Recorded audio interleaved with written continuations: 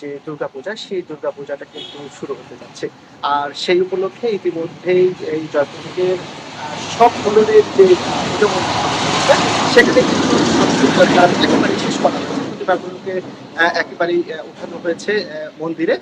সেই যে একদিন মাত্র বাকি, সেই একদিন উপলক্ষে কিন্তু তাদের যে বাকি কাজগুলো সেগুলো কিন্তু চলছে। আমরা দেখতে পাচ্ছি যে আমরা এই মুহূর্তে এসেছি জয়পুরহাটের সবচেয়ে বড় একটি যে পূজা মণ্ডপ, সেটি মাদারগঞ্জে অবস্থিত।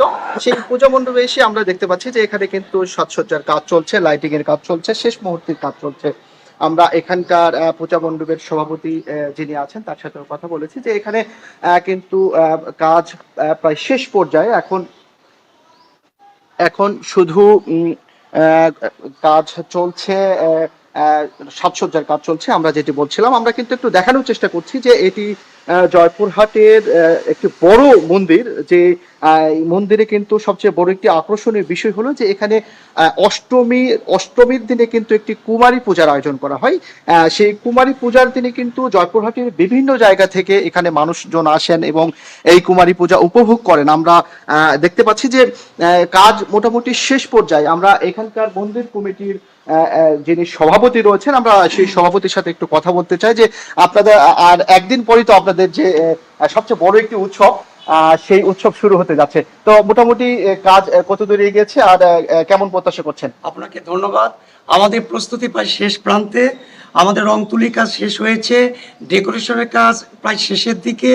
আমরা আশা করি আর কিছুদিনের মধ্যে, আর কিছুক্ষণের মধ্যে আমাদের প্রস্তুতি শেষ হবে।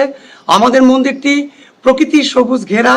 এই মন্দিরের মূল আকর্ষণ, জয়পুরহাটের মতো একটি মন্দিরে কুমারী পূজা হয়। আমাদের মূল প্রতিমার বাইরে আমাদের চারিপাশে বিভিন্ন রামায়ণ মহাভারত থেকে আমরা প্রতিমা প্রদর্শনীর ব্যবস্থা করেছি। আইন শৃঙ্খলা বাহিনী আমাদেরকে আশ্বস্ত করেছে।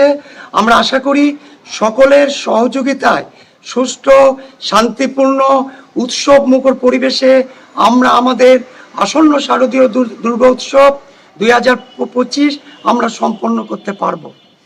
দর্শক, আপনারা যেটি শুনছিলেন, ইতিমধ্যে কিন্তু তাদের যে সাজসজ্জার কাজ একেবারে শেষ পর্যায়ে। আর মাত্র একদিন পরে যে তাদের সনাতন ধর্মের মানুষের সবচেয়ে একটি বড় ধর্মীয় উৎসব, সেটি কিন্তু তারা পালন করতে যাচ্ছেন। আমরা কিন্তু এখানকার জয়পুরহাটের জেলা প্রশাসনের সাথে কথা বলেছি, পুলিশ প্রশাসনের সাথে কথা বলেছি। তারা যেটি জানিয়েছেন যে এবারে জয়পুরহাটে যে 291টি পূজা মণ্ডপে পূজা অনুষ্ঠিত হবে, সেই পূজাকে কেন্দ্র করে কিন্তু সব ধরনের নিরাপত্তা জোরদার করা হয়েছে। ইতিমধ্যে আমরা এই মণ্ডপে এসে দেখতে পেয়েছি এখানকার আনসার বাহিনীর সদস্যরা কিন্তু এসেছেন এবং আগামী কাল থেকেই কিন্তু এখানকার যারা পুলিশ সহ আরো যে নিরাপত্তা কর্মীরা থাকবেন তারা কিন্তু আসবেন। এখন দেখার বিষয় যে একদিন পরে যে উৎসব শুরু হতে যাচ্ছে, সেই উৎসব সফলভাবে সম্পন্ন হবে, এটাই তাদের প্রত্যাশা। এই ছিল জয়পুরহাটের পূজা মণ্ডপের সর্বশেষ